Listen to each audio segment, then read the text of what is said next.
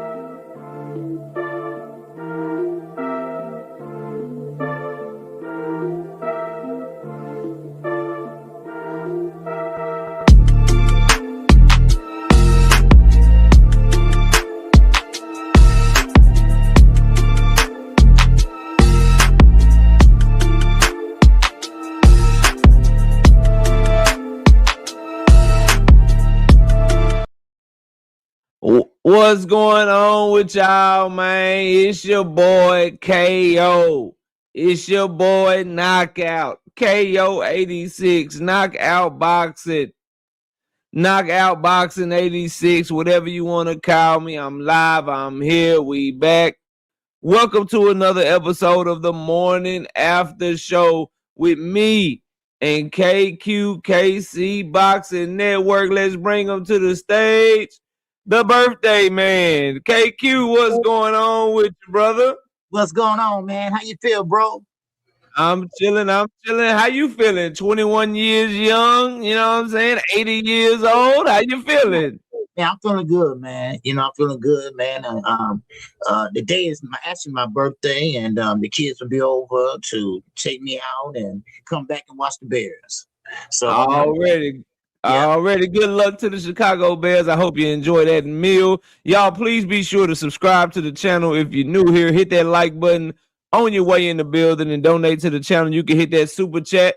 You can also hit the cash apps. Y'all should see them right there. $ Knockout Boxing 86 TV and $ 275 KQKC. I'm going to see who all is in the building, and then we are going to get the show started because we only got about an hour and 15 minutes, and we got a lot of stuff to cover. Eugene Johnson, what's up? Ray Patterson, I see you. WMS, what's good? Dr. Mark is in the building. O2 Marzi, Lee Jackson, on the money line, Savage Bo, Kurt Hurd, Jay Will, Scotch 335, just call me GB. We got a lot more people in here, but y'all have not got the crust out your eyes to comment yet, so make sure you all in the building drop a comment and participate in the conversation to let us know that you are here.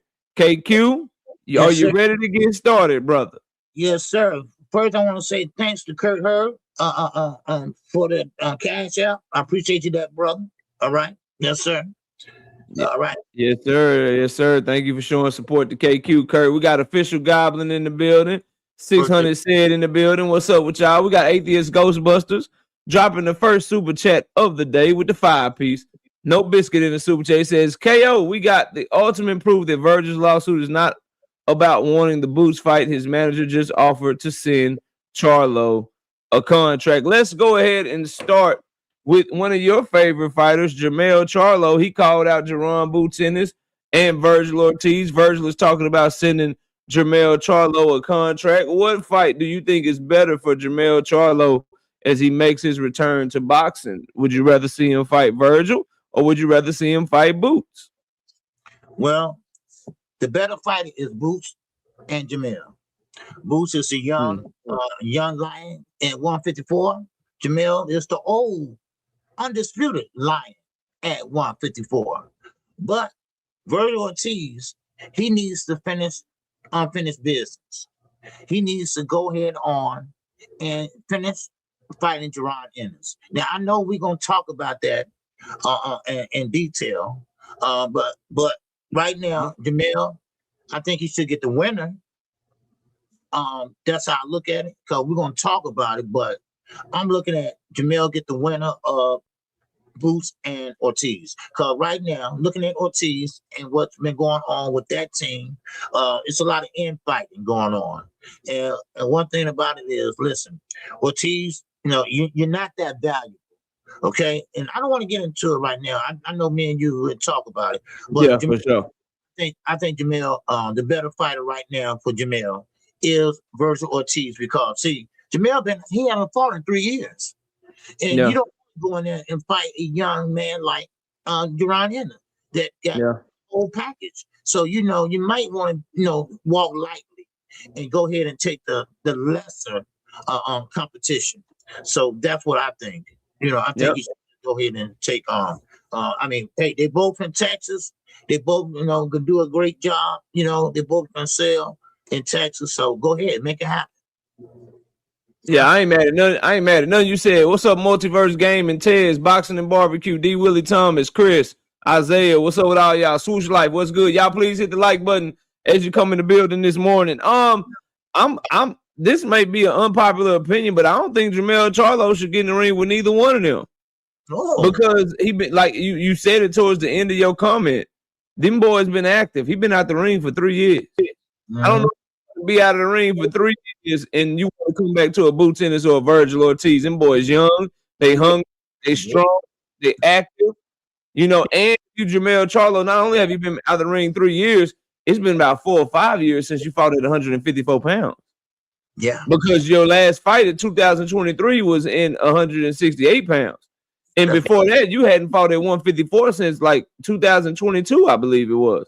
So you got 4 years that you ain't had to make the 154 pound limit. So how comfortably can you make weight now being out of the ring 4 years? So you got to worry about making weight, and then you're going to fight two of easily the top 5 fighters in that weight class? Nah, I don't know if he should be fighting either one of them, man. I hate to say it because I know he technically is still undisputed. He didn't lose his belt in the ring or stuff like that. But one of those fighters versus Mel right now could be a mismatch, man. It could be a mismatch. So I don't know if I don't want to see it, but if I got my pick, the more competitive fight will probably be Virgil, because I think Mel has dealt with pressure fighters before. He's boxed them well. He has a good idea on how to beat guys to just press him. But I think Boots Ennis is too complete and probably a little too fast and too he too much for Jermall Charlo. Probably even with Boots is so good. Probably even when Mel was in his prime, Boots might be way too much for him. So we'll see what Jermall Charlo does next and who he decides to fight. But he's getting his way back to boxing. I can't wait to see him back in the ring. Boxing is definitely more entertaining. It's definitely better when we got the Charlos in the fold. So I'm all the way with whatever Jermall tries to do. Do you got anything else on that? No, you're right. Just want to say this though. You're right, because I forgot that he did go up to 168 and fought Canelo, and also at 154 when he went undisputed that year. So that has been some time ago. But one thing about Jermall Charlo, it's not a problem making weight with him. He always maintained his weight, maybe a couple pounds or so off, but that's the problem. But the problem is when you're at the ring, man, a couple years or more, that ring rust and things like that. It takes a toll on you. One thing about boxing is a young man's sport, and it's not only in age, it's how many fights you had. So you can be 25 with 60 fights. So what right now I think Jermall better walk lightly. Really walk lightly when he's going in there. And you're right, 154 is deep right now. That's why you're gonna see guys like Devin Haney and guys like that gonna stay away from 154 for a while. Them shark infested waters, man. Them shark infested waters, man, for sure. You ain't lying. Patrick Bell, Riviera Johnson, we game all night. Victor, OG Victor, D Ray, what's up with y'all? Jay Will, I see you. Pugilistic Shiz Nick, what's up, y'all? Please be sure to hit the like button as y'all come in the building, man. Don't forget to hit the like button, man. You know what I'm saying? Ring my doorbell for you just walk in my house, man. You know what I mean? Yes, knock on the door before you walk in my house. But let's stick to Virgil because, man, I was excited, KQ. I'm not gonna lie. I thought Virgil Ortiz was suing a Golden Boy to get out of his contract because he really wanted the Boots fight really, really bad. Got me excited. I thought he was standing on business. But come to find out, and Drink More Water. Salute to my dog, Drink More Water. I appreciate you in that cash out. Man, y'all need to get like Drink More Water because I know a lot of y'all won money on my best this weekend, man. Drink More Water, he share his winnings with your boy. Y'all don't be sharing y'all winnings, man. I know y'all won money because we got all our picks right this week, and we hit on every bet we made this week. I know y'all won some money, man. Stop playing with me, man. Y'all stop playing and share your damn money with your boy. You wouldn't have that money if it wasn't for me, man. You know what I mean? Healthy, wealthy, what's good with you? Ray Patterson, what's up? Travion 2 Trill, what's good with you? But KQ, I wanted to ask you, man, about Virgil. Virgil in court documents, and I'll show them so the people can see them. Let me find them. Give me 1 second. I'll show them while you're talking about them. But anyway, in court documents, he asked for $7 million guaranteed plus pay-per-view back end in order to fight Jaron Boots Ennis. And it looks like he's trying to get out of his contract because he doesn't want to fight Boots Ennis. Instead, he'd rather get out of his contract because he don't want to take what they offer him to fight Boots. What do you think of Virgil Ortiz? And is he worth the $7 million to fight Boots Ennis? And do you agree with what he's doing? Just give me your thoughts on that whole situation, man. Okay, well, my thoughts is this. Virgil Ortiz never made that type of money. And I'm talking about $7 million. Now, first of all, he prices himself out. And another thing, I think Oscar De La Hoya is doing the right thing by his fighter. And now, he don't have to give him $7 million, and he don't have to give him the minimum. Matter of fact, he's not giving him the minimum. Because right now, he's getting paid. Oscar is also offering to get him $1 million over what he really can get. So he's still not getting the what he could get if everybody was dirty. He'd be getting way less than that. But Virgil knows that is a hard hill to climb, fighting Jaron Ennis. So he's trying to cash out the much as he can before he take that L. Now that's my opinion though. But still in all, Virgil knows he's not that big a draw. He's not that big of a sell. He's not that big of a type of fighter to ask for $7 million. I mean, let's be honest. Like you said, $1 million more guaranteed. $1 million more guaranteed that he could get. So listen, come on, Virgil. Look, I was root for you at first, man. But now, look like Oscar is trying to take the high road, and now you and your manager that's in the way is pretty much trying to price yourself out.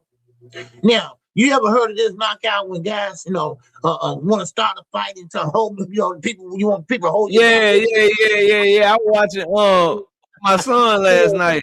I was watching the Mighty Ducks with my son last night, and that's what they were doing on the Mighty Ducks, the old Disney movie or whatever. I was putting them on stuff I used to watch when I was a kid or whatever. We were just chilling, and that's what the goalie did. It was the big old hockey player.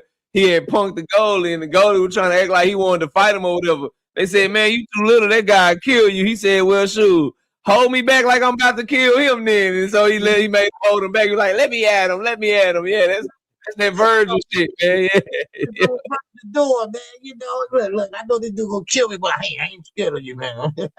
Yeah, bro, that's wild, man. That's crazy. Shout out to Dragons Assassin with the 2-piece in a super chat straight from across the pond, man. He say supporting the realest. Big up KO and KQKC. Appreciate you, man.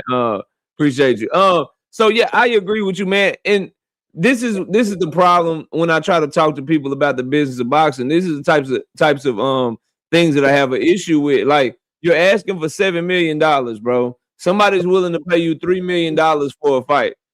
The last time that you headlined an event, Virgil did like a $400,000 live gate. So your promoters are already showing that they're willing to potentially lose money on you by overpaying you, but you want 3.5 times more in order to make a fight, bro. You scared. And people keep saying, "Oh, you get what you can negotiate. You can't tell a person what they worth." It's not me telling them what they worth necessarily. It's the fans telling them what they worth, because you can't sell. And you fighting on free TV, but when you get boots in front of you, you need $7 million. But if it was Erickson Lubin, I bet you didn't get $7 million. Of all the fighters that Virgil has signed to fight or fought in his career, he's not getting anywhere near that amount of money. So you're simultaneously saying you believe you can beat Jaron Boots Ennis. You're saying that you believe that you can that you're gonna knock him out, that you're the best in the world. But then when it comes time to prove it, you need a retirement check in order to just get in the ring with him, bro. Mm-hmm. It's ridiculous, man. And now you kicking and screaming, trying to get out of your contract because the zone has laid down the law with Golden Boy that we not renewing your contract. We not distributing your events no more unless you make this Jaron Ennis versus Virgil Ortiz fight. Mm-hmm. And Golden Boy has made you an offer. KQ, he's suing them because he's saying that he can get out of his contract because they're blocking him from an economic opportunity while they're offering him an economic opportunity. Right. Now I'm about to say that is how you gonna sue me because I'm blocking you from an economic opportunity while I'm simultaneously offering you more money than you've ever made in your entire career? That's what I'm saying. He's never made $3 million for a fight, plus have had the potential to get some pay-per-view money. Think about that shit, bro. That's how bad this duck is. I'm gonna sue you to get out of my contract because you trying to make me fight Boots Ennis, and I'm gonna tell the courts that you blocking me from an opportunity while you also giving me an opportunity, bro. Virgil is ducking, man. He don't want no smoke. That boy, he want to fight your guy Jermall Charlo. He want to fight Earl Spence. He want to try to get names that seem more winnable to him, all the way up until he has to fight Jaron Boots Ennis, man. It's sad, bro. We not getting this fight, man. We will not get this fight, and it won't be because of Boots. It'll be because of Virgil, man. Yeah, you hit it right on the head. You're trying to fight guys like Earl Spence has been out the game for a minute. Jermall Charlo been out the game for a minute, but they are from Texas. Now, also in his mind, he's thinking, okay, Texas versus Texas, big Jerry Worlds fight, a big money, big pay-per-view. That ain't gonna happen. That's not big as he think it is. These guys have been inactive for a while. Yes, Earl, great guy, great fighter, but right now he hasn't been making no noise. No, and that's really not on him. I mean, he hadn't been in accidents. Jermall, he chose, to take a step away. He got that payday. From Earl, Canelo Alvarez. So basically, listen, go ahead on, Virgil. You're young. You at 154, Boots. Hey, listen, win or lose, you went in there, you fought a great competition. This Boot just a little bit better. That's all. But still you getting paid. Now, not only if they give you an opportunity, they're giving you an opportunity to make more money than you ever made, and also on the back end. On the back end, you making money. So, man, it's a win-win for you. So, especially if you know you're gonna win the fight, you're gonna win the fight, right? Yeah.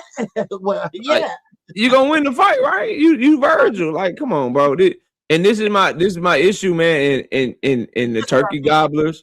Gobblers, my bad, KQ. Go ahead. I'm sorry. I'm gonna just say this is the example I've been trying to say everything. These guys need to stop fighting, shut up, and fight. Stop suing and fight. Make the fight. Make it happen. Stop being so sissified. That's what I call sissified. Yeah. Just go in and fight. Shut up and fight.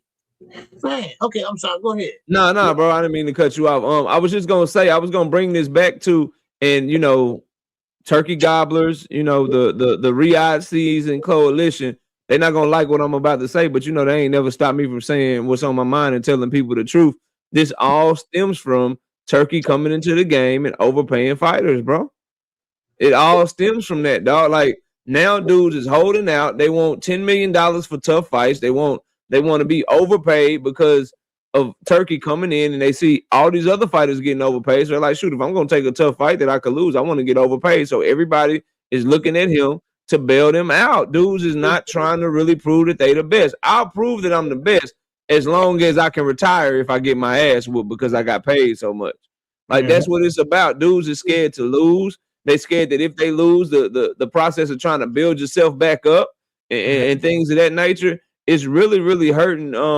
It's really hurting the game of boxing, bro. Picking up our fighters that can be stars in America, putting them on undercards and sending them all the way across the world, overpaying dudes that can't sell a hot plate lunch, a hot link lunch at a goddamn gas station. Like he did this shit, bro.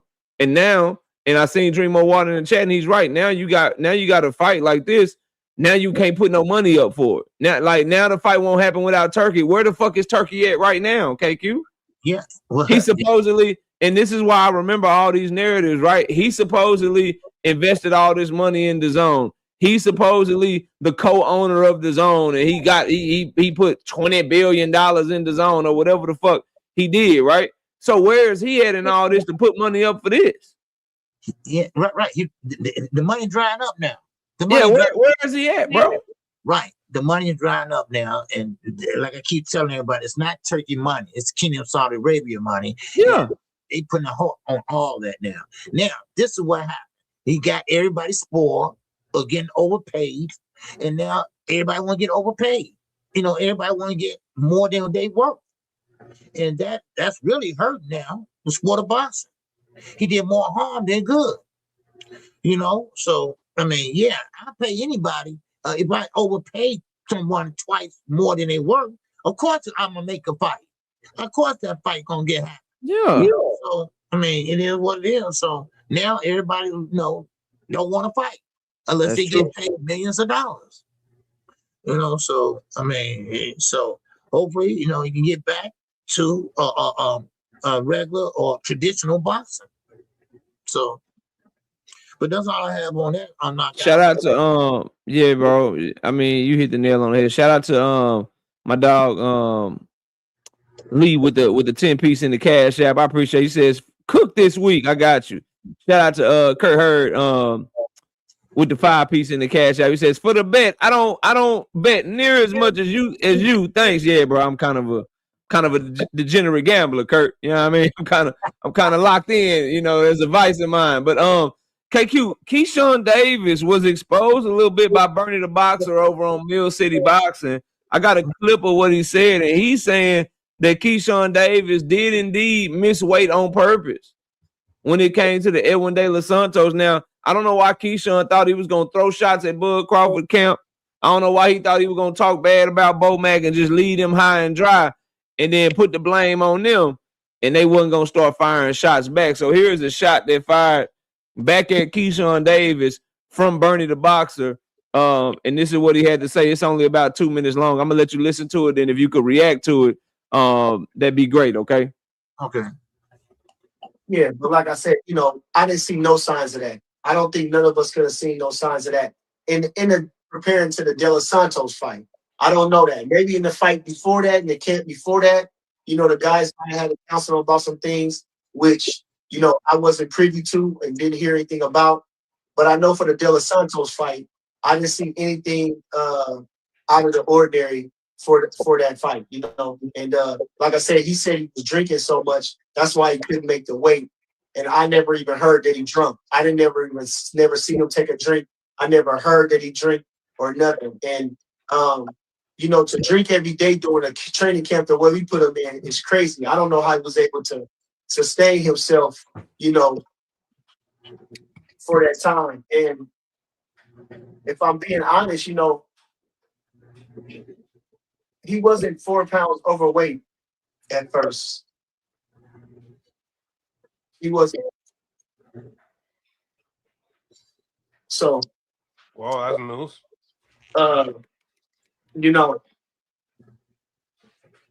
he decided that it wasn't a thing he wanted to. He decided he wasn't going to make the weight. So I don't know what that was a decision on him. Like I said, he basically said that. He couldn't make the weight. He said in other interviews, he said, I couldn't make the weight. He said that even when he was after the De Los Santos fight. He said it, I just didn't want to do it. So it was basically on him. He didn't want to make the weight. But whether he blamed it on drinking, whether he blamed it on the mental aspect of things, he just didn't want to make the weight. All right, KQ. You heard Bomac and them side of it. What's your thought? So Keyshawn full of shit. Listen, it's just a duck to me. He just didn't want to fight him, or he saw something that in De Los Santos that he probably couldn't. It wouldn't have been a good fight for him. Okay, let me put it that way. And of course, where he went when he left there. And I mean, friendship ain't that much important for you to leave a camp like that and go over to Shakur Stevenson camp. Now, I know that Bud Crawford, especially Bomac, he's a young, great trainer. I say what I say about, but still, he's a good trainer. And I know they watch their fighters. I know they watch and see how far you are off of weight. Of course, when you got a fight coming up, they always check your weight halfway through training camp. They always do that. They always say, okay, the last week, you're making weight, this and that. When Keyshawn, now I know he was a weed head one while. Okay, we knew that. Yep. The Nahir Albright fight he had in Texas got declared a no contest. You show right. And real quick, y'all hit the like button, man. Get the likes up over 150. We got 171 people between both streams. Please hit the like button. Please and thank you. Go ahead, KQ. I apologize. All right, yeah. All right, yeah. Hit the like button for knockout. Now, but still in all, so Keyshawn, listen, don't be blaming they camp, and I'm not a big Bud Crawford fan, but still they do things by the book over there that I know of, especially for their fighters, cause in their mind they want to win. In their mind they want to be the best, and I doubt very seriously, they didn't know Keyshawn was not going to make weight. Now, don't sit there and try to blame them or whoever. It's on you, dude. It was on you. Now, but see, also, he thought he was going to have an advantage also because he thought Sampson was going to go ahead on with the fight and maybe take some money, like Devin Haney did or whatever. But it didn't go that way. Sampson, no, ain't no fight. Fight is off. No. Now, De Los Santos, he didn't like that because he wanted. Yeah, he fired Stevenson. He said, "What the hell?" I want to win, But so it backfired on him, and now he's over there with Shakur Stevenson and his grandfather. And I'm gonna tell you, Wally Moses, great trainer, had Keyshawn since day one, but he's not a trainer where he trained. He had Shakur. He had Shakur since day one. I think you meant. I mean, Shakur for day one. Yeah. No, go ahead. Yeah, and he's not a trainer that trained 3 or 4 guys, like that. So I don't know what it is. I don't know how much love he got for Keyshawn, but that was a bad move. And you know what, Bernie the boxer, he run his mouth a lot. He's saying a lot of dumb shit. But today, I mean, I'm glad he came out and said that. So you've been tricking the game too damn long, Keyshawn. Yeah. Talk about it. Just quick. I'm not saying he is or isn't. I'm just not ready to call Wally Moses a great trainer because he only got Shakur Stevenson. Right. I need to see you train other people before I can put that on you, because a lot of times, you got guys where they're great with that one person, and that one person makes the trainer's whole career, but they can't do anything with anybody else. So I want to see him train more people before I'll call him a great trainer. But he has done a great job with his grandson nonetheless. What I will say about Keyshawn, though, I kind of believe Bernie on this, bro, because when you look at and it's not because of nothing Bernie said, but if you look at that camp, all the fighters that they had, from Steven Nelson to Jermall Charlo when he was working with him, to Maurice Hooker when he was working with him, to Terrence Crawford himself, Lester Martinez, Steven Nelson, all those guys, They make weight in that gym, bro. Yeah. They make weight in that gym. They have world champions. They have top level contenders, and they make the contracted weight on a consistent basis. And if anybody has missed weight, they don't be missing weight by 4 pounds, bro. So not necessarily because of nothing Bernie said, but just because of Bo Mac and that camp over there from B&B Boxing, they fighters make weight, fam. They fighters make weight. So I believe you on this. And then the alarming thing is you were so scary that Bernie, if you listen to him, KQ, he said the man was on weight and then he went back and missed weight on purpose. So I guess he just started eating tacos and hamburgers and shit the day before the weigh-in so that he could miss weight on purpose. According to what Bernie said, bro, he was on weight the night before and then you just gained weight. I mean, you were eating something you shouldn't have been eating. Yeah, that's crazy, bro. He didn't want no smoke with Edwin De Los Santos, man. None whatsoever. He missed that weight on purpose. Furthermore, he was planning to do that. I gotta say that he was shook of Abdullah Mason too. I know a lot of y'all gonna say, "Oh, KO, you just an Abdullah fan. You this, you that, whatever." He started getting on that stage writing checks to his mouth that he knew he was gonna have to cash, and that boy found a way out of that division, man. While still saying he's gonna knock out Tank Davis, who's still in the division that you just missed weight and left. So I'm not buying what Keyshawn is selling right now. And I think if you're a diehard Keyshawn Davis fan, I'm not saying I'm picking him to lose, but somebody like Jermaine Ortiz, you better hope your boy is locked in, man. You better hope he is all the way locked in on that, because Jermaine Ortiz is a very good fighter, and he coming to upset the apple cart. Keyshawn Davis, he done had Lomachenko and Timalifu in front of him. Keyshawn Davis not about to get in front of Jermaine Ortiz, and Jermaine Ortiz about to be overwhelmed with the level of talent that Keyshawn Davis got when he shared the ring with guys like that, bro. So y'all go ahead and keep on believing this Keyshawn hype, but Bernie the Boxer kind of exposed him a little bit. So we'll see how that goes. Do you got anything else on that, KQ? Yeah, let me just say this. Gary Antoine Russell, he said that he shared the ring with all these guys, and especially Jermaine Ortiz. He said, and I quote on Mill City, you go out and check out the interview, that Jermaine Ortiz is very talented. He's very smart-minded in the ring. And one thing about it is, he quoted Floyd Mayweather, and I forgot to quote what it was, but he said Jermaine Ortiz is like that. And Jermaine Ortiz always came to the top, but never got over the hill. You know, and one thing about it, in the amateurs, he was quick lightning, and he see him he got better at the pros. And you know, and like you said, he fought just about everybody, and the amateurs and the pros. So Gary Antoine believes that Keyshawn got his hands full. Yeah, he got his hands full. You young, you immature, you coming off of missing weight. We all know you weak-minded. You fighting people because they beat your brother in a boxing match. We know how you get down, bro. I'm like, he better be dominant early, because if Jermaine Ortiz makes it tough on him early, starts running up a couple of rounds, Keyshawn can't cut off the ring, can't get to where he want to get to. He having problem with the footwork and shit, and Ortiz is popping that head back with a counter punch here and there, making it look like he winning around and schooling Keyshawn. Keyshawn fuck around and implode. Fuck around, try to bite his ear off, try to slam dunk his ass. Like, Keyshawn is like that, bro. He'll lose his mind. Then you got a new trainer in your corner too that you ain't never worked with before. It's a lot of shit that I'm looking at to see. But if Keyshawn is the talent that all his fans swear he is, he should be able to pass this test. I just can't wait to watch it. I think it's a good fight. Speaking of that fight card, KQ, let's move to the lack of promotion for this Shakur Stevenson Timalifu fight. They just finally, I was one of the diehard Shakur fans that come by the channel. His name is Rich.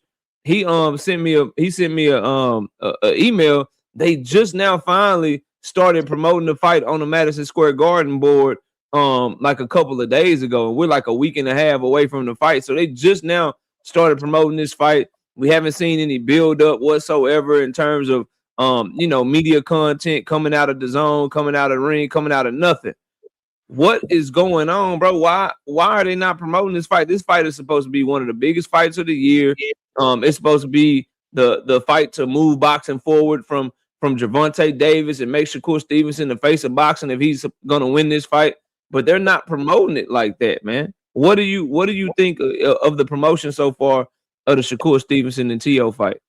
Well, I thought Eddie, I thought the zone would promote it better than what they're doing.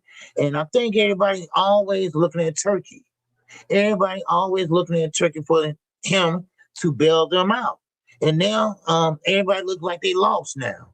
Everybody look like they don't know how to put a fight together. I mean, you got T.O. begging for a teaser or something to get the people excited about the fight. But also, you have to look at who's fighting. Now, they're trying to build up Shakur Stevenson to be that next face of boxing. They're trying to replace Tank Davis with Shakur Stevenson. We see that play. We see it going on right now. But still, in all, they're not really the people. I'm talking about the fans. Of course, we have to admit, he's very talented as far as defensive.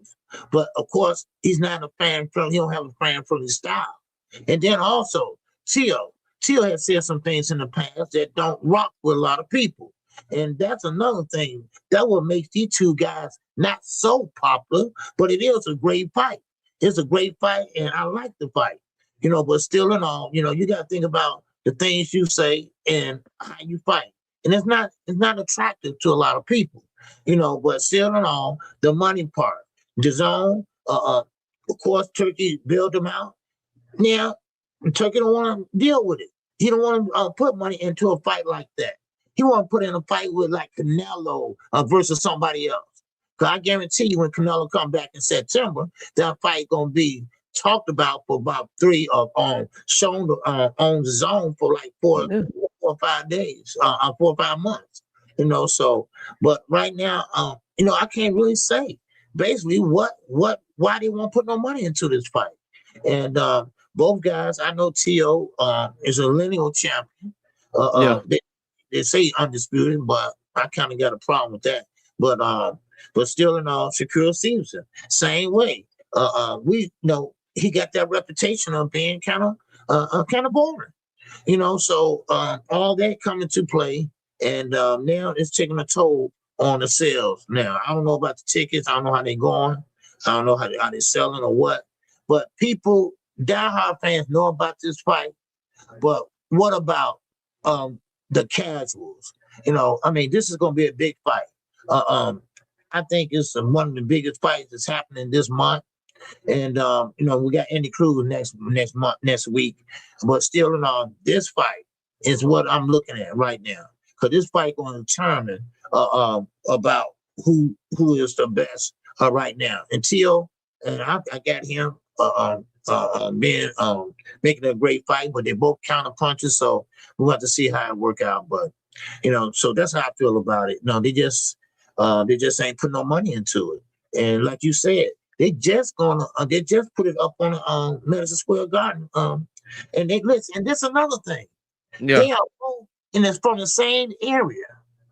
Yeah. He rep New York and of course New Jersey. I'm gonna show you. I'm gonna show you something because you asked the question, KQ. I'm gonna show you something because you asked the question. Go ahead and finish up, but I'm gonna answer your question, and you're gonna be shocked. You're gonna be surprised. Well, you probably won't be surprised. You're gonna probably think it's sad, but go ahead and finish up because I got to show you something.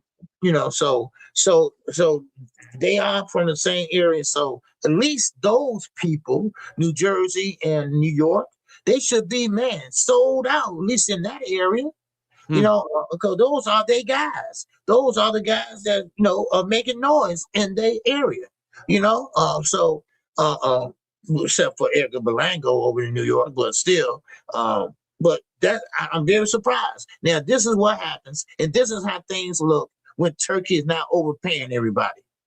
This is how it look when Eddie Hearn is charged of fighters like Shakur and Boots Ennis.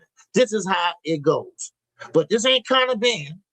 This ain't Conor Ben. This ain't Chris Eubanks, where you gonna get 12 million, this and that, and everybody and come sing Sweet Fucking Caroline. No, this ain't it today. This day is quiet. That fight on the 31st gonna be quiet. And it got a great undercard. That's another thing. It got a great undercard. Still not making no noise. Yeah. So I don't get it. I don't get it. So, bro, they got so many tickets available for this fight. And I'm not talking about just in the nosebleeds. I'm talking about like in the second 200 section. wow. Like it is bad, bro. It is bad. Like for this, and this is the official one from Ticketmaster right here. If just even in the 200, like people have bought the nosebleeds because they don't want to buy, or these nosebleeds probably haven't even been made available yet because they having trouble selling these. Name? Huh? What's the blues? What the blue means? That's what's available. So it's 100 tickets in this area. It's 100 tickets in this area. 54, 60, 39, 53, 98, 59 available, 72, 37, 9, 28. Go over here, 73, 54, 59, 38, 37, 40, 79, 5. But then you go up here, 21, 73, 78, 58, 61, 55, 31. They got tickets available everywhere, man. They got tickets. They got tickets available everywhere, man. You might see a shit ton of empty seats, man. Man, we're almost a week and a half out. Yeah, that should be. It will says most of them are resale. No, this is ticket. This is Ticketmaster, bro. This not a resale fight, bro. This is Ticketmaster, dog. Wow. Ticketmaster is the official ticket broker for this fight. Wow, so, that's bad, man. That's bad, and that says a lot about Shakur and Tio, you know. So, and shout out to my man Big Drake in the Cash App, brother. I appreciate you, man. All right, much love. Yes, sir. But man, that's sad, you know. And this shows you, and I'm not trying to be funny or anything like that, but it shows you that Shakur, you're not that big like you think you are. And you got to stop listening to Keyshawn and Bud Crawford, and realize what you have and what's going on. And right now, your style, like I said before, it's just not a fan-friendly style. I love the sweet science. I love the sweet science, man. I love also going in there and fighting on the inside. I like that. You know, I like for fighters to box you and fight you. You know, so I'm a fan of both ways. But you got to have both. You got to have both. You got to know when to make adjustments and when not to. You got to know when to fight on the inside and close, and when to fight on the outside and make it easier. You know, that's what the ring IQ is. That's what it's used for. Ring generalship, all that. But right now, you stuck in the first gear, baby. You stuck in that first gear. You know, and now fans are starting to show it. Like he blamed Top Rank for putting the camera on guys walking out. You know, I mean, they didn't pay nobody to walk out. They walked out because it was kind of boring. You know, so Tio said some things, racist things, and people still ain't feeling it. You know, you're a good boxer, you know, but you also a little bit racist, you know, and a lot racist. I'm sorry, you know, hey, I call it like I said, y'all. I'm sorry, but that's how I look at it, you know. Yeah. But I'm still intrigued by the fight. You know, and I'm definitely gonna call that fight. And so just make sure you got your energy drink. Get you a 5-hour energy for that shit. You know what I mean? Get you some Starbucks for that shit. Trying to tell you, bro. Pugilist Shiznix said, in that training, Shakur look ready. He about to beat T.O. up and make. Why y'all always do this shit, man? Shakur about to beat up everybody in every damn fight, and then he get in that bitch and he get to boxing and being himself and being cautious as fuck, and then y'all be like, he's a masterclass boxer. He ain't got. Stop saying he gonna beat people up, bro. I don't get. He ain't beat nobody up since Jermall Herring, dog. That was 2021, man. Man, I saw this. I don't want to call his name out, but some website. He was on Twitch, not YouTube. Twitch. Yeah. Oh man, Shakur, master class boxer. Wow, look at that. You know, he was showing highlights. I'm like, where? I mean, he's a great defensive fighter. But it's more to boxing than defense. It's called offense. You know, it's to get somebody off your ass. You know, that's what it's called. But master class, I don't think so. So but I don't get that. Everybody come what I mean, I just want to know what they're looking at. I came on your platform one day and Yeah. asked everybody that. Nobody And could ain't answer. nobody had no answer for you, man. Ain't nobody had no answer for you. So I want to shift the conversation now. Unless you got anything else on that.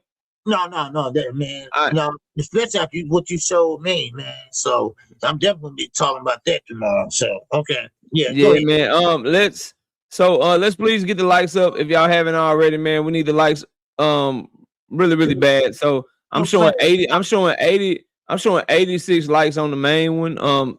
No reason why we still ain't got to 100 likes yet. That's crazy. So y'all please hit the like button this morning. If y'all know on my regular shows at night on Monday, Wednesday, and Thursday, I wouldn't even be talking without y'all hitting the like button. But we gotta get the show going, and we gotta make sure we meet our deadlines and our time frame that we have for the topics. But I need y'all to hit that like button. No reason we should have this many people in here and we still ain't cracked 100 likes. So y'all please get the likes up as you come in the building if you haven't hit the like button already. hey, So Naka, I want to yeah. say this real fast. Man, you Mhm. did an excellent job of breaking down Javante Davis arrest warrant, Yeah. and the whole shebang. I just want to say you did a great job. The show and tell, I call it. And you did a great show and tell. I'm just saying you did a great job in giving us more insight of what's going on with the case. So because we're not privy to a lot of things that they are. And Yeah. so I'm just saying, man, you just did a great job on that. So I just want to Appreciate you, man. Appreciate you. I just want us to all have as much information as possible and then just cover it as it all comes out. Speaking of which, we did get some Javante Tank Davis information yesterday. Gilberto Mendoza, because that was gonna be my next topic anyway. Gilberto Mendoza, the WBA president, came out and he stated that they're gonna put Javante Tank Davis as champion in recess while he's dealing with his legal issues. And so that will give him the ability to handle his out of the ring issues. And then when he comes back, should he so choose, he will have the opportunity to get his belt back and skip the line and fight whoever is the champion, the interim champion, or whatever at that time. What do you think of the WBA's decision to put Tank Davis in recess? What's your thoughts on that?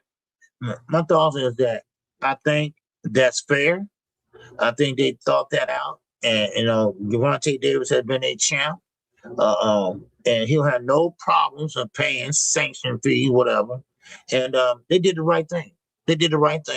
And that way, once everything is, no matter how it turn out, still he have a chance to get back and skip the line, like you said, and go in there and get his title back. And but also Schofield.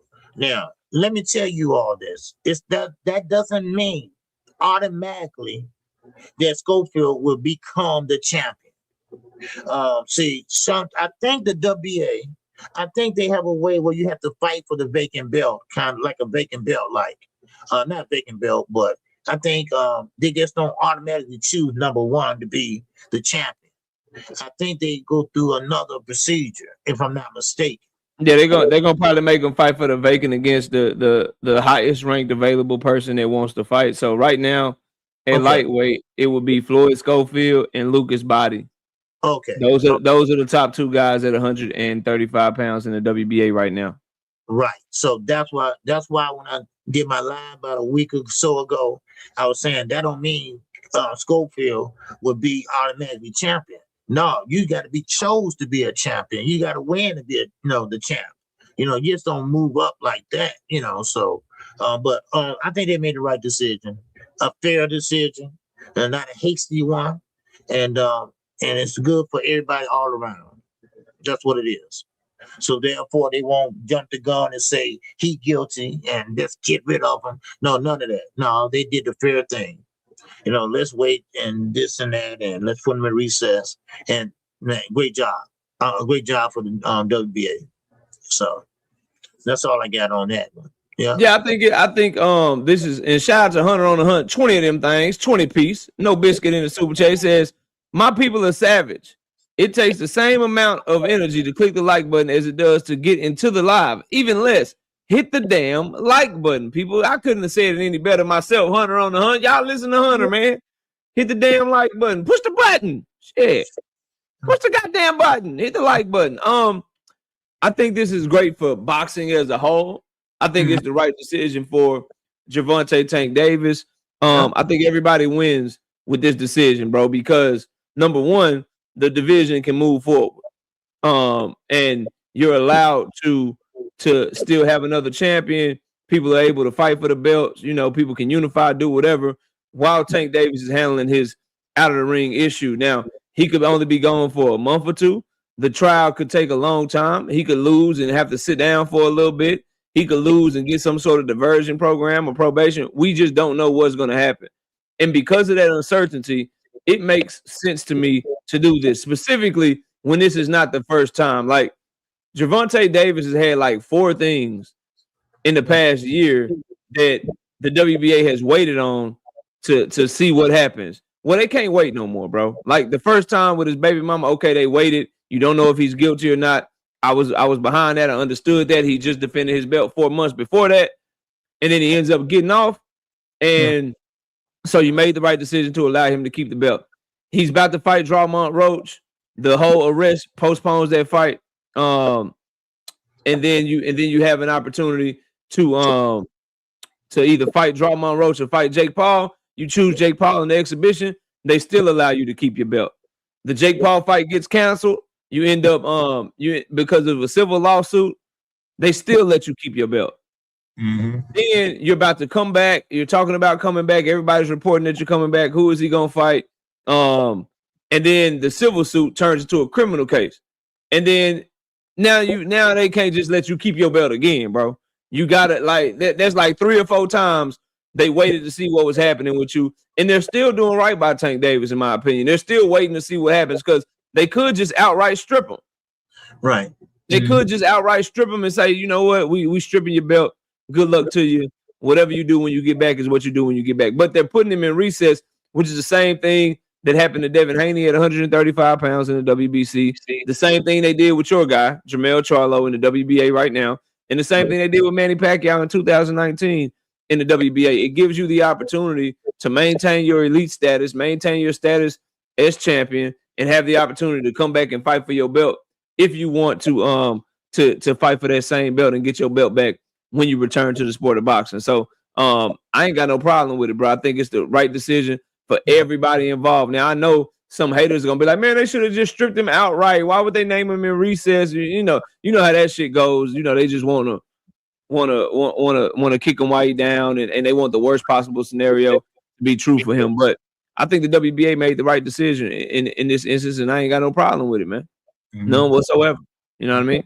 Right. Now, I don't think someone asked that question. Do you think he's going to come back to 135 when he returns to boxing? If he returns to boxing. But me personally, I think he might try to fight at 140. That depends. But he been out for a while. Well, he did fight last year in March. Yeah, he fought in March. Yeah. So, I mean, he hadn't been out that long, so he might still be at 135 though. I think it's not a matter of if he coming back, it's a matter of when. The only way he won't come back if something tragic happens where they convict him and he got to do like 5 to 10 or something, which I don't see happening with the charges that he got against him. That's the only way he won't come back. But I definitely think he's coming back because we got to think about it, KQ. This case is gonna be expensive. Whether he win the case or not, you're gonna have to pay lawyers or whatever. You may have to pay settlement money. You know what I mean? You already got your baby mamas that you paying child support to or what have you, and you affording their lifestyle. You got your own flashy lifestyle that you live in. Oh yeah, he most definitely, after all of this shit, he most definitely got to come back to the sport of boxing because ain't no other way for him to make that type of money nowhere else. What he gonna do? He gonna become a broadcaster? You heard Tank talk?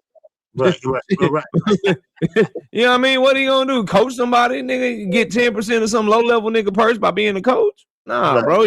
He coming back. Like it's just a matter of how long it's gonna take to get this taken care of, and so forth and so on. Like because it's one of those things where will it be expedited like his other cases, or will it drag out like the 2020 hit and run that he had, where he got charged with it, they went to court or whatever, trials got postponed and moved, and that case took 3 years to finally get settled. While he was able to fight in the meantime, then he had to go sit down for a couple of months, and then got probation or whatever on top of that. So we gotta see how long it is gonna take for him to come back.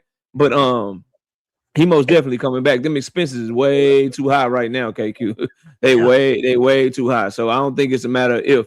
I think it's a matter of when for sure. And I think this and I think this could be a blessing in disguise for him, man. Sometimes you got to go through things to realize how blessed you truly are in life. You know what I mean? Like if you taking shit for granted, if you taking your situation for granted, sometimes almost losing it all or losing it all for a little bit can give you a different perspective and get you back on the right track. You know, and some people don't learn unless they bump their head. You know, we both got kids, man. We got multiple kids. Some of them, they listen to you and they do what you tell them to do and they heed your warning. Then some of them got to go out there and bump their damn head and then they come back. Oh, Dad, you was right. Yeah, you should have listened to me. You know what I mean? So it could always, as long as you take it as a way to learn, shit could always be a blessing in disguise for you. But do you got anything else on that? No. Like I said, I think the WA made the right decision, and hopefully, things will turn out okay. So yeah, that's about it. Yes, sir.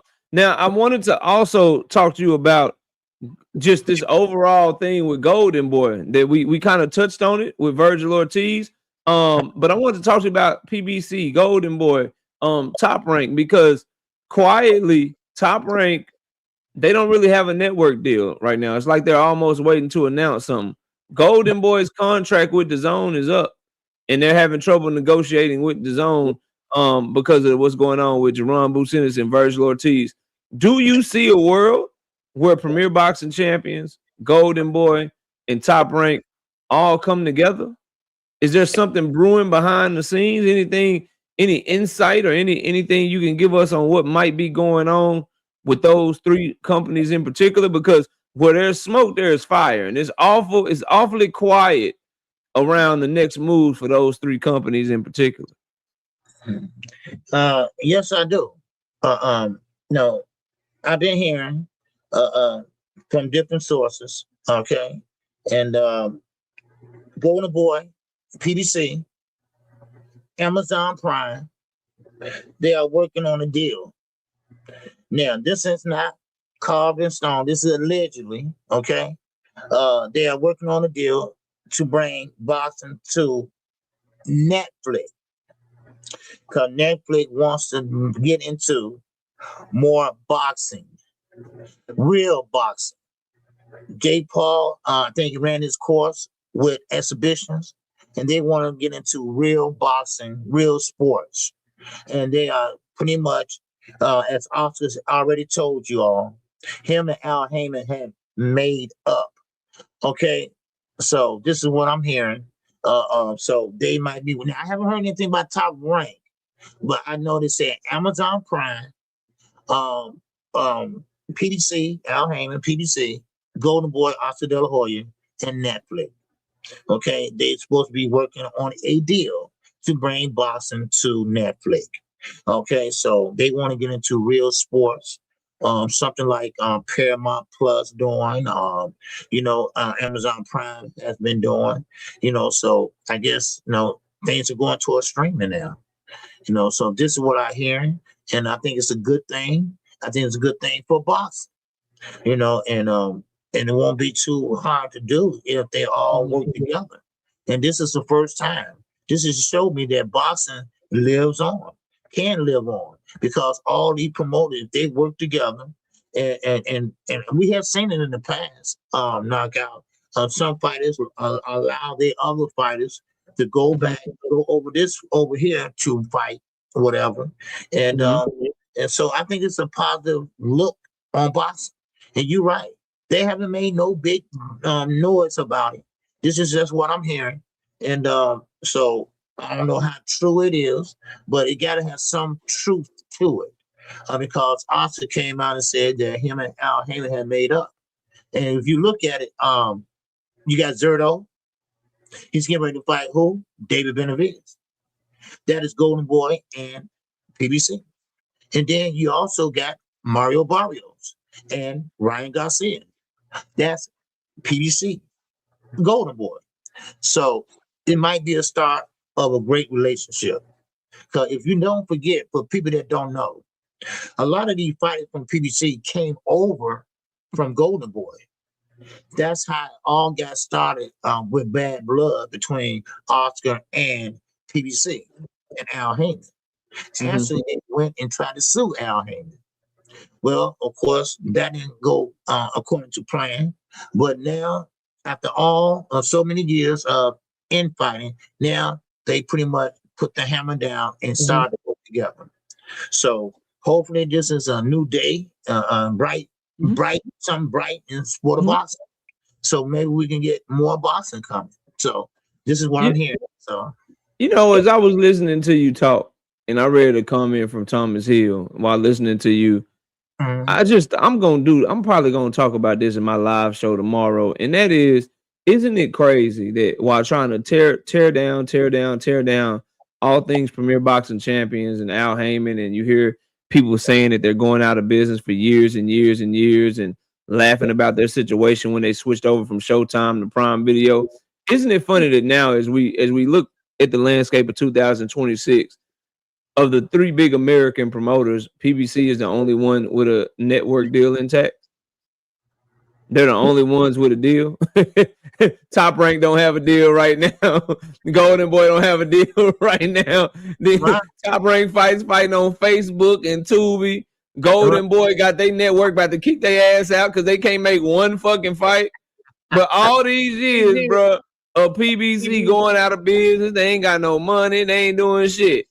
Right. Like it's just wild, bro. It's absolutely wild. When you lie on people all the time and you push false narratives, shit always tends to come back. So I just really hope that Top Rank and Golden Boy look at the lay of the land and realize that y'all might as well just come over there to with Premier Boxing Champions so they can show you how to survive in this landscape and y'all can make some real fights. Golden Boy don't really move me, KQ, because they got who? Zerto. They got I don't even know if they got Zerto no more, but they got Virgil, they got Ryan, they got Williams and Pater, they got Floyd Schofield, and not shit else. You know what I mean? They don't really have shit. But the stables, to me, that I'm more into, like, they could let Golden Boy burn for all I care, to be honest with you. But the stables that I really want to see together is what Top Rank has to offer and what Premier Boxing Champions has to offer. That those two coming together in some form of fashion of fighting on the same network, like back in the HBO days, I think that gives us so many great matchups, so many great opportunities. They both have the top, like, kind of prospects and top kind of younger fighters in boxing, and they got the best, biggest name champions that could all get it cracking and come together and fight. So I really, really, really want to see that happen now. So yeah, I just find it funny, man, that Top Rank and Golden Boy is on the Outstate Network deal, ran out in 2025. They card that they just had could be their last card, is what I'm being told, over on the Zone. So we'll see what happens for them. And then you have Top Rank over there on Tubi, and they just looking crazy right now. Like, when's their next card? What is Xander Zayas fighting on, bro? Man, you know what? What is he fighting on, bro? Like, real talk, what is Xander Zayas gonna be fighting on, man? like what is he on Facebook? Where is he at, bro? I don't know. I just saw the other day. So I didn't get a chance to see where you fighting at, but probably Tubi, But yeah, they need a major deal going down. And remember, Bob Aaron's not calling the shots anymore. He still has the face of Top Rank, but Todd DeBow is really running Top Rank now. So, and the Zone is just a platform. The Zone is just a platform. All right.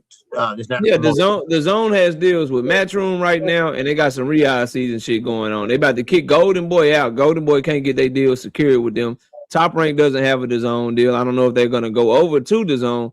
We know PBC don't have a DAZN deal, so DAZN ain't got shit to offer but Matchroom right now, and they got some Riyadh season shit. And they host like the ring cards that Turkey's putting on or whatever. And we don't know how much longer the ring cards are gonna go on with the Zufa boxing being on Paramount Plus, which leads me to the thing I did want to talk about. Opetaia.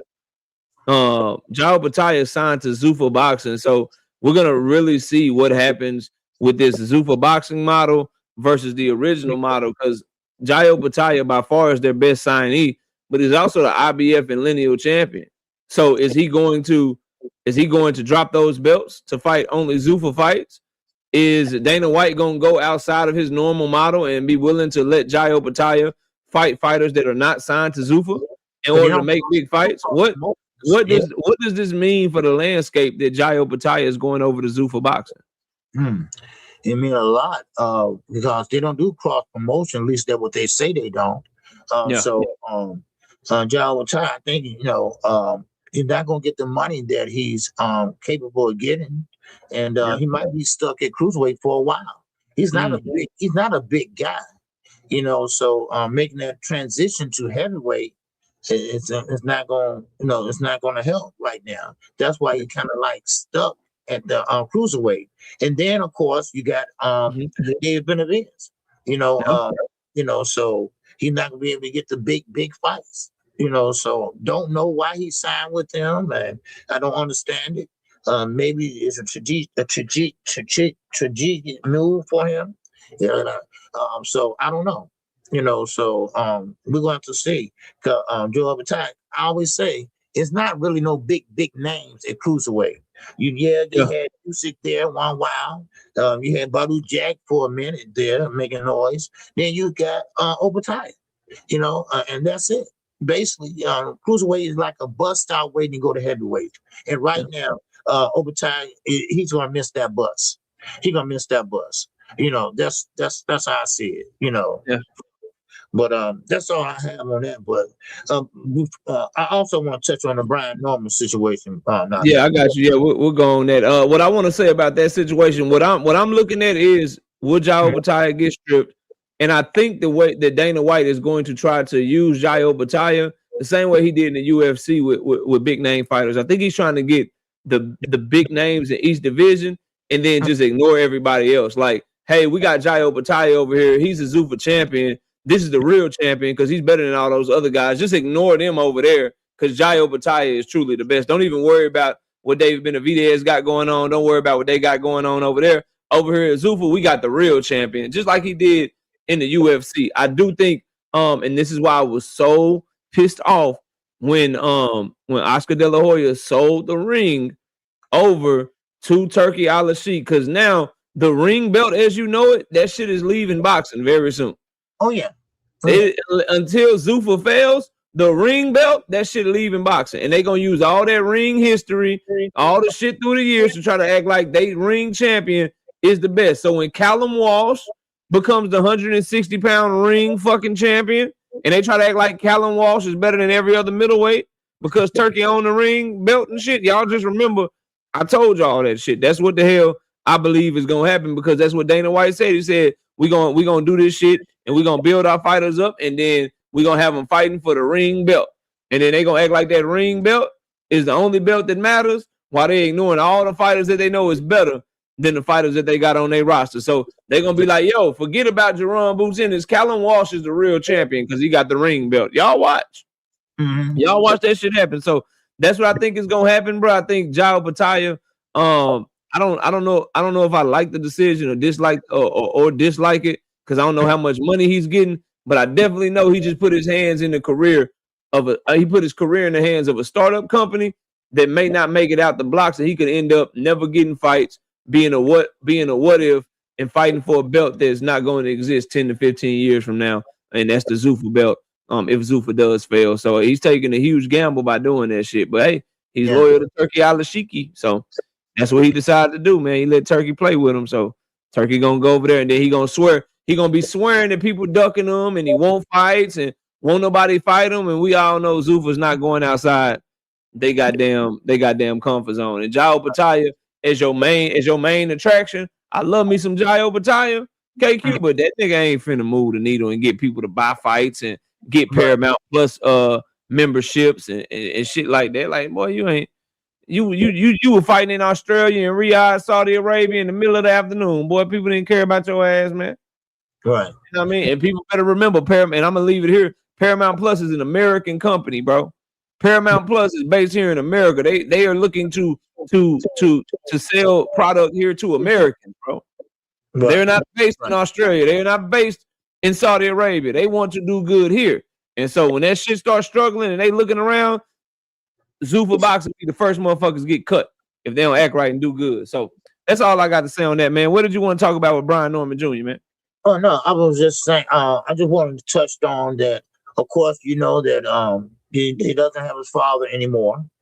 He made a decision to go with another trainer, and which I think is a mature decision for him. He's a young man, and he noticed that he needed a change.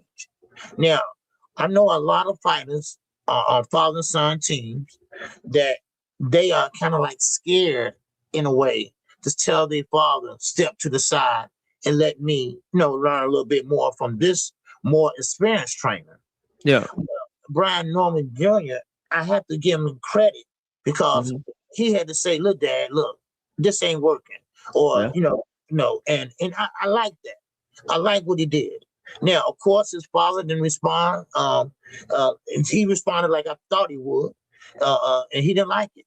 He don't want to be second to no one when it comes to his son. And his son, right now, I see him working out with Derrick James. Yeah. And so, who can be better than Derrick James? A young, former fighter of the trainer of the year that's pretty much trained just about everybody, especially a unified champion like Earl Spence. So I think Brian Norman showed maturity because he's not that old and he's a young man and he's not waiting to his career at the end to change trainers. Yeah, he's trying to find the answer right the fuck now. He looking for the answer right now. Like, Daddy, you forgot you didn't know what round it was in round 2. Shit, I gotta go. You telling me go knock his ass out? He ain't got nothing for me after one round, nigga. I gotta find some other shit.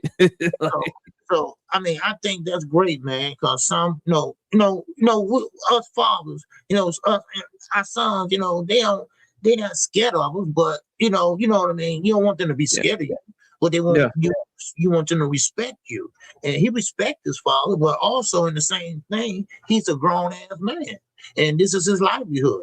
And I know damn for sure Brian Norman Sr., his life is better since his son been boxing. So he should honor that. He should respect that. And that's all I'm saying. Instead he's trying to make, like somebody said in the chat, instead he's taking time trying to make a rematch with Greg Hackett. He's going on interviews trying to explain how he trained really good in the fight. I'm talking about he breaking down round by round, KQ, how he didn't make a mistake, how he told Brian Norman Jr. the right thing, how he didn't get outclassed, bro. He's just embarrassed and he's just making it worse, man. He's showing that the fears of you making this too much about you and not about your son, they were real. He really was one of these dudes living vicariously through his son because his son is everything as a fighter that Brian Norman Sr. wishes that he was. See, you was just a journeyman level fighter. You was a journeyman. Your son was a world champion and has a bright future ahead of him. You wanted to be that. And so you trained him to be what you wanted. Now, luckily, your dream did become his dream, and that's what he wants too. But now he got to look out for himself. And I don't give a damn what you think about Derrick James, bro. I don't care what you think about him. He's a huge fucking upgrade from motherfucking from Brian Norman Sr. Yeah. I don't care what you say. You can say you don't like the way his fighter fights. You think all his fighters fight the same and they're robotic. I've heard the criticism of Derrick James. I hear you. But you know what he is? He's a better trainer than Brian Norman Sr. He can do a lot better in the corner. He can do a lot better training Brian Norman Jr. than Brian Norman Sr. did. And for you to be mad and not want to be in your son's corner, which is being reported, or for you not to want to play second fiddle and still support your son, I think that's some nasty work, man. Yeah. I think that is diabolical, and I think that is trash that anyone would be moving like that and doing that shit. But I do think it's a really good decision for Brian Norman Jr. And I think he'll have a lot more fans now because I think a lot of the turnoff for Brian Norman Jr. really had to stem from his daddy. I don't think the young man did nothing wrong or said nothing out the way or was out here capping or out here being unlikable. I think all of the disdain or whatever was really for his daddy, bro, and not him, to be honest with you. So I like the move, man. Yeah, me too. I say I think it shows a lot of maturity, for a young, How old is Brian? About 20, 21? I think he's 23. I think he's 23 years old now. Before we go, y'all, I want to say shout out to Big Dre. He asked me to show y'all this. This is promotion for a fight that he is helping promote. It's gonna be local. The CashApp. Okay. Yeah. So here it is, y'all. Y'all watch this promo, and if you can get to the fight, get to the fight. Shout out Big Dre.